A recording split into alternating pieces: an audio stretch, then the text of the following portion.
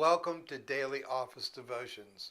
I'm Reggie Kidd, Dean of the Cathedral Church of St. Luke in Orlando, Florida.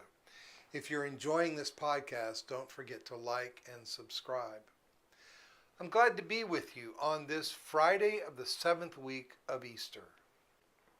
Follow me. Matthew chapter 9, verse 9.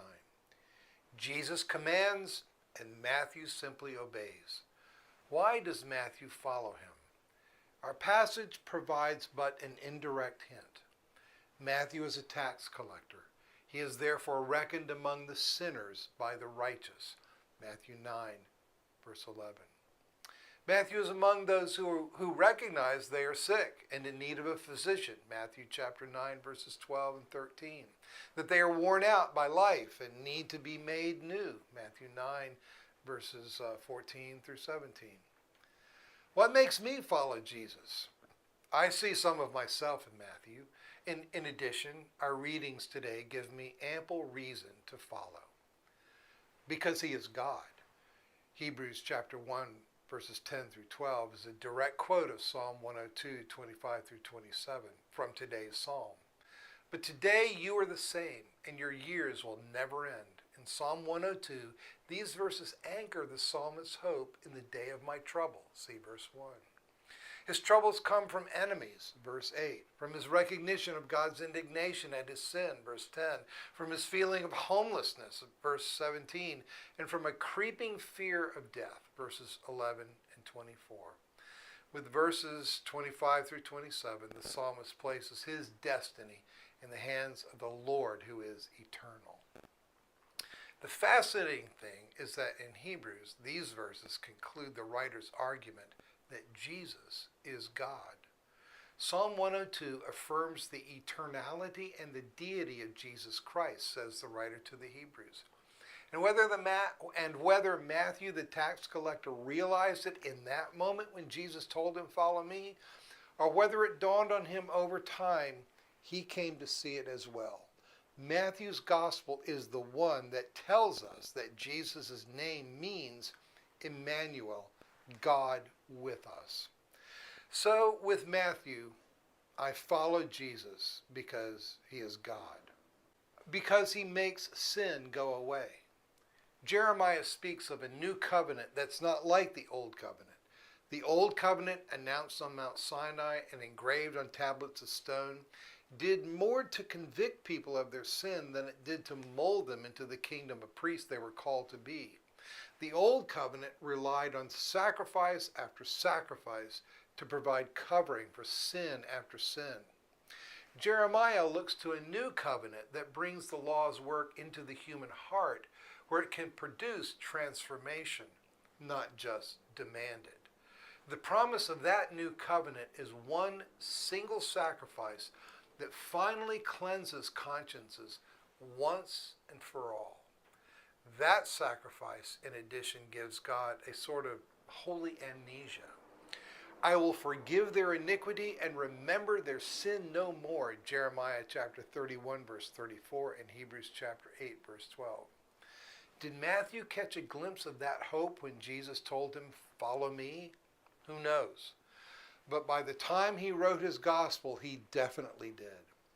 Of the three gospel accounts of the institution of the Lord's Supper, it is Matthew's alone that echoes the amazing scene in Exodus chapter 24, when the elders saw Moses take blood from the sacrificed oxen, dash it on the people, and say, "See the blood of the covenant which the Lord has made with you." Exodus chapter 24, verse 8.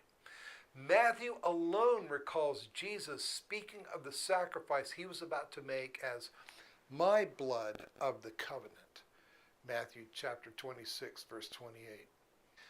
As the writer to the Hebrews makes clear, the one last sacrifice to end all sacrifice, by clearing all sin and covering all transgression once and for all. For by a single offering he has perfected for all time those who are sanctified. Hebrews chapter 10, verse 14, and see the whole context. So, with Matthew, I follow Jesus because he has dealt with sin and my sin for good. because he breathes life into the deadness of my being. But be filled with the Spirit, says the Apostle Paul in Ephesians chapter 5, verse 18. Sin taken care of, transformation can take place. Transformation occurs when the Spirit who raised him from the dead and who now resides in us breathes fresh life into us. The breath of the Spirit draws us out of the walking sleep death of fornication, impurity, greed, which is idolatry, and into the robustness of wise living, thanksgiving, praise, and above all, love. How ironic that this new life is the opposite of pursuits that people undertake in the name of freedom, fulfillment, and fun.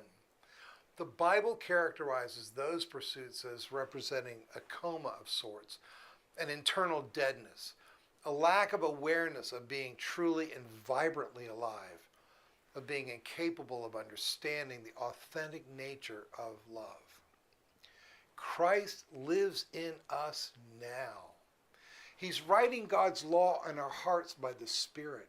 He ushers us from the darkness of spiritual stupor and into the light of full awakening. Sleeper, arise. Sleeper, awake. Rise from the dead, and Christ will shine on you. Ephesians chapter 5, verse 14. Perhaps Matthew did, or perhaps he didn't immediately sense the newness of life offered in Jesus' follow me. But at some point he did come to understand, because he wrote about it, that Jesus was refashioning him into a new wineskin so that he could be a vessel of the new wine of new life. Matthew chapter 9, verse 17. So I follow Jesus because with Matthew, I choose newness over senescence. I choose life over death. I choose being awake over being in perpetual torpor. I choose the breath of the Spirit over the sour aftertaste of mere amusement. May you this day follow Jesus, and in following him, may you know his divine protection. May you revel in the forgiveness he has won for you, and may you breathe in the fresh wind of his Spirit. Be blessed this day.